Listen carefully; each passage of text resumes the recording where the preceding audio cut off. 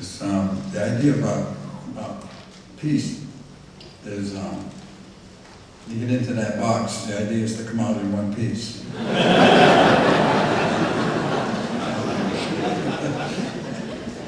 Sometimes it doesn't work.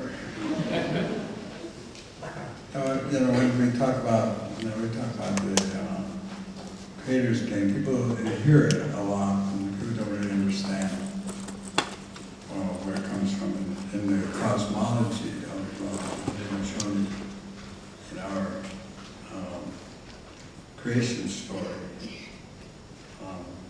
They speak about the land on the other side of the stars, and before that, before there was even an earth. It's a long story, and it's not the place to go into it, but to explain to you that prior to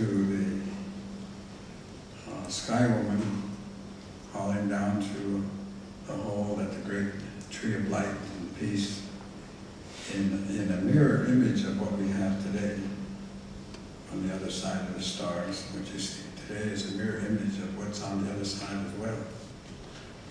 And the Sky Woman fell.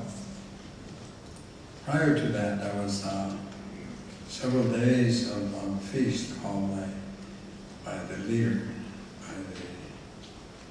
by the great holder of the heavens, and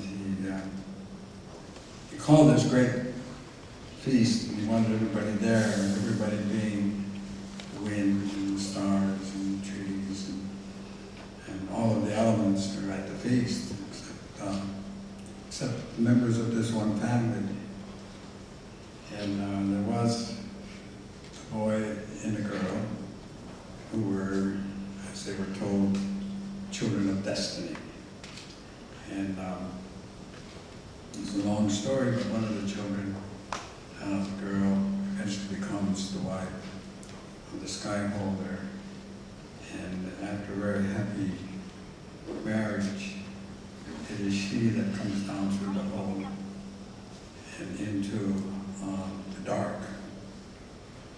And just prior to that, when they're having the feast, in both days there's a lacrosse game being played.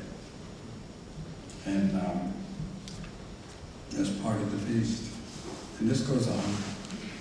And the leader sends his wife to get some water, which she does. And he instructs her not to stop. Just get the water, bring it here. But on her way back, a lacrosse player, hot and thirsty, says, may I have a drink? And she stopped and she gave him a drink. And then she emptied the bucket, went back and filled it again and came back. And the leader said, why did you stop? I instructed you to come directly. And so that passed on, and the next day there was a continuation of the lacrosse game. So we're talking prior to the earth itself, the game was being played. So when they say the Creator's Game, we're literally talking about that.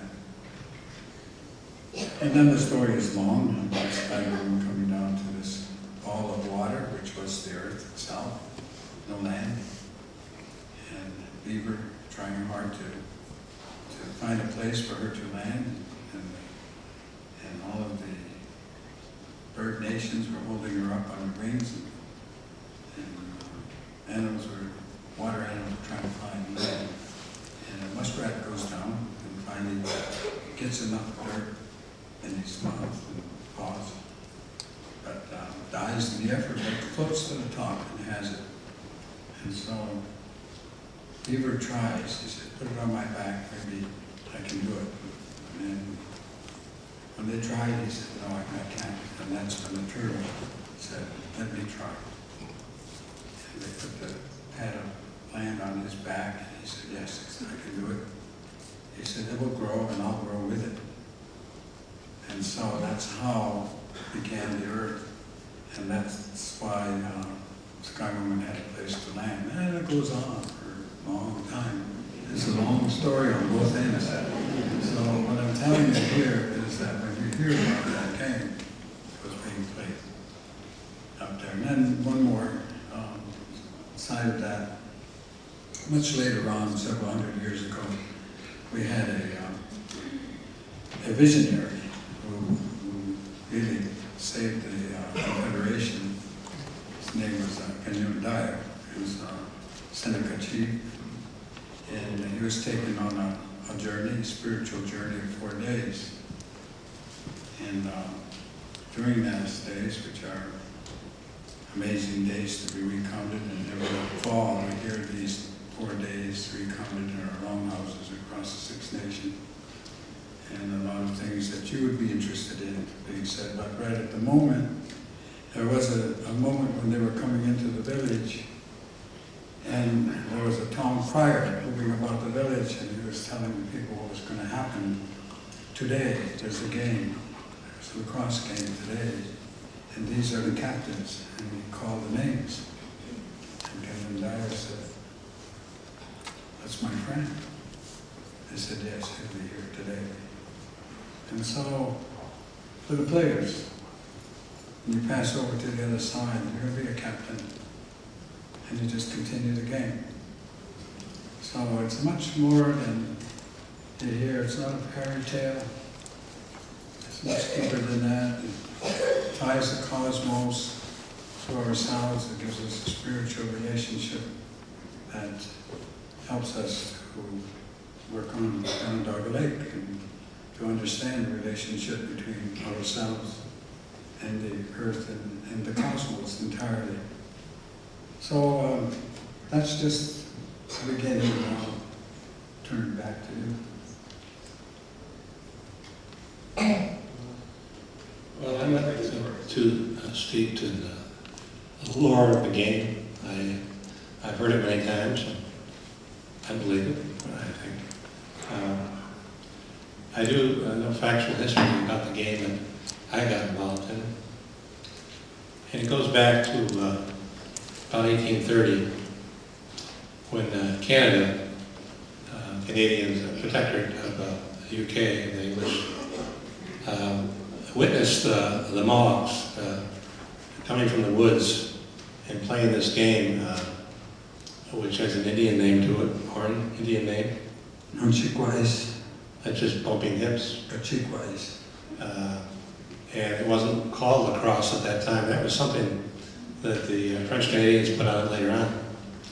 They were interested in the game, fascinated by it. They weren't fascinated by what they call a savage attitude to it.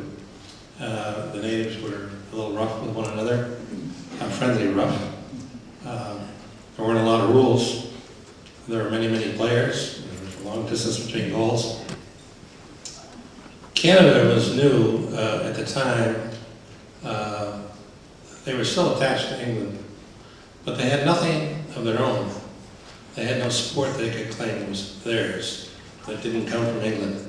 And they were desperate to be independent, at least in inventing a sport that they could call Canadian, and it didn't come from England, and it hadn't touched the United States yet. So back in about 1830, there was a dentist in Ottawa by the name of George Beers. And he loved the game. He loved watching the native game.